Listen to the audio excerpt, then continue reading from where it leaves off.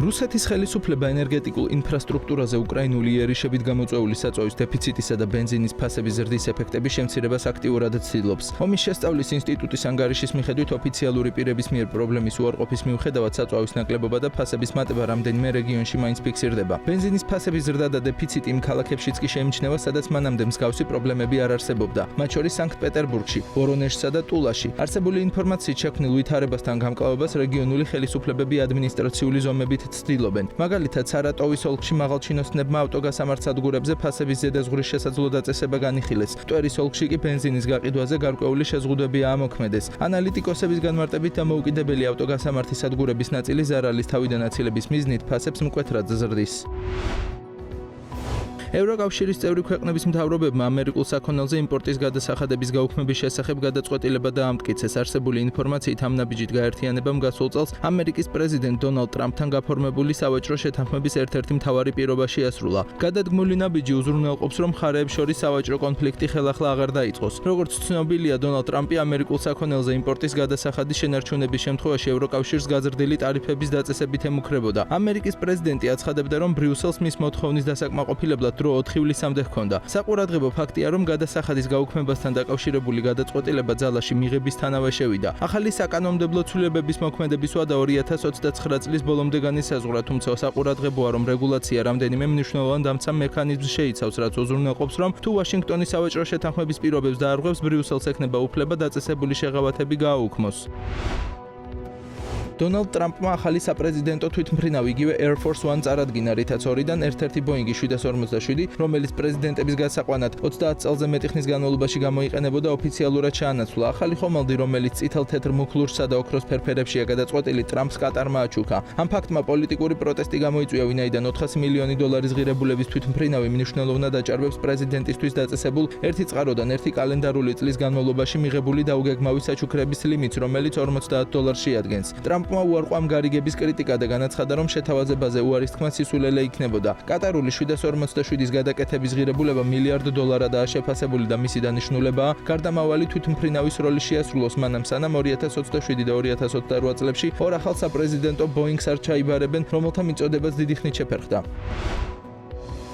საფონდო ბირჟაზე აქციების გლობალური ვარდნის ფონზე Tesla-სა და SpaceX-ის შეფასება მკვეთრად შემცირდა, რის გამოც მსოფლიოს უმდიდრესმა ადამიანმა ილონ მასკმა ტრილიონერის სტატუსი დაკარგა. Bloomberg-ის მილიარდერთა ინდექსის მიხედვით ამჟამად მისი ქონება 947 მილიარდს შეადგენს, ანუ ის თითქმის 300 მილიარდით არის შემცირებული. ცნობისთვის მასკმა ტრილიონერის სტატუსს მიმდინარე თვის დასაწყისში მიაღწია, როდესაც SpaceX-ის ისტორიული პირველადი საჯარო შეთავაზების შედეგად ორგანიზაციის ღირებულებამ $4.6 ტრილიონ გადააჭარბა, რომელიც ამჟამად 2 ტრილიონამდეა შემცირებული. მნიშვნელოვანია ითქვას, რომ ილონ მასკის ყველაზე ძვირად ღირებულ აქტივად კვლავ კოსმოსური კომპანია რჩება. სამშაბათის მონაცემებით მასში მასკის წილი 744 მილიარდად ფასდება, რაც მისი მთლიანი ქონების თითქმის 80% შეადგენს. ამასთან აქციების საყოველთაო გაყიდვამ გავლენა იქონია ავტომწარმოებელ Tesla-ში მის კუთვნილ წილზეც, რომლის ღირებულებაც 158 მილიარდამდე შემცირდა. მიუხედავად ფინანსური დანაკარგებისა, მასკის ქონება მაინც საგრძნობლად აჭარბებს რეიტინგში მეორე ადგილზე მყოფი Google-ის თანადამფუძნებლის ლარი პეიჯის კაპიტალს, მათ შორის სხვაობა კი $660 მილიარდ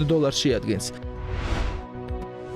ევროკომისია მოთხშაბათს განაცხადა, რომ ევროპაში შექმნილ ახალ ალტერნატიულ სოციალურ პლატფორმას სახელწოდებით W-ს უერთდება. პლატფორმა, რომლის შესახებაც პირველად იანვარში მსოფლიო ეკონომიკურ ფორუმზე განაცხადეს, ვერიფიცირებულ რეალურ მომხმარებლებზე გამჭვირვალობაზე, კონფიდენციალურობასა და სიტყვის თავისუფლებაზეა დაფუძნებული და ილონ მასკის X-ის კონკურენტად პოზიციონირებს. ვებგვერდის მიხედვით შვედეთში ბაზირებული W მედიის, ტექნოლოგიებისა და ხელოვნური ინტელექტის სფეროს მეწარმეებმა შექმნეს. მიმდინარე კვირაში პლატფორმის ბეტა ვერსია ჩაეშვა. მომხმარებლებმა პოსტის გამოქვეყნებამდე შემოწმება უნდა გაიარონ, რისთვისაც W-ს გუნდს განაცხადით უნდა მიმართონ. კომპანია Apple-მა MacBook-ისა და iPad-ის სხვადასხვა მოდელებზე ფასები ოფიციალურად გაზარდა. ტექნოლოგიური გიგანტის განცხადებით, ეს გადაწყვეტილება ბაზარზე მეხსიერებისა და მყარი დისკების მკვეთრ გაძვირებას უკავშირდება. აღსანიშნავია, რომ მიმდინარე ცვლილებამდე ცოტა ხნით ადრე Apple-ის გენერალურმა დირექტორმა Tim Cook-მა მედიასთან ინტერვიუში აღნიშნა, რომ ხელოვნური ინტელექტის ბუმით გამოწვეული კომპონენტების დეფიციტის ფონზე პროდუქციის გაძვირება გარდაუვალი გადაწყვეტილება იყო. როგორც ირკვევა, ფასების მატება რამდენიმე წამყვან მოწყობილობას შეეხო. კერძო საბაზისო MacBook Neo-ს ფასი $599-დან $699-მდე გაიზარდა. 512 გიგაბაიტიანი MacBook Air-ის ღირებულებამ 1099-ის ნაცვლად $1299 შეადგინა, ხოლო 1 ტერაბაიტიანი MacBook Pro-ს ფასი 1699-დან $1999-მდე გაიზარდა. ცვლილებები შეეხო პლანშეტებსა 128 გიგაბაიტიანი iPad Air-ის ფასი $599-დან $759-მდე შეიცვალა, ხოლო iPad Pro 256 გიგაბაიტი ამჟამად $999-ის ნაცვლად $1199 იყიდება. მნიშვნელოვანია ითქვას, რომ კომპანია სამომავლოდ ფასების დამატებით ზრდას არ გამორიცხავს. მოსალოდნელია, რომ მიმდინარე წელს Apple-ის პროდუქციის გაყიდვების საშუალო ფასი 12%-ით გაიზრდება, მათ შორის პროგნოზირებულია ახალი iPhone-ების გაძვირება. გადახდების გიგანტმა ვიზამ თავისი ქსელი ChatGPT-ში ჩააშენა, რაც chatbot-ს მომხმარებლის სახელით დამოუკიდებლად შოპინგისა და ტრანზაქციების შესრულების საშუალებას აძლევს. პარტნიორობის ფარგლებში AI აგენტებს არა მხოლოდ პროდუქტებისთვის რეკომენდაციის გაწევა, არამედ ნებისმიერ სავაჭრო ობიექტში, რომელიც ვიზას იღებს, შესყიდვების დასრულება შეუძლიათ. მანამდე მსგავსი ტექნოლოგიური მცდელობები მხოლოდ ერთ კონკრეტულ საცალო მოვაჭრესთან ან დარეგისტრირებულ მაღაზიათა მცირე ჯგუფთან იყო შესაძლებელი. OpenAI უზრუნველყოფს ტექნოლოგიას, რომელიც აგენტებს ChatGPT-ის მეშვეობით ინტერაქციის გადაწყვეტილებების მიღებისა და შესყიდვების ინიციირების საშუალებას აძლევს. ჩინეთის მიღმა მსოფლიოს უდიდესი საგადამხდელო ქსელი ვიზა გადახდის ავტორიზაციასა და თაღლითობის მონიტორინგს უზრუნველყოფს.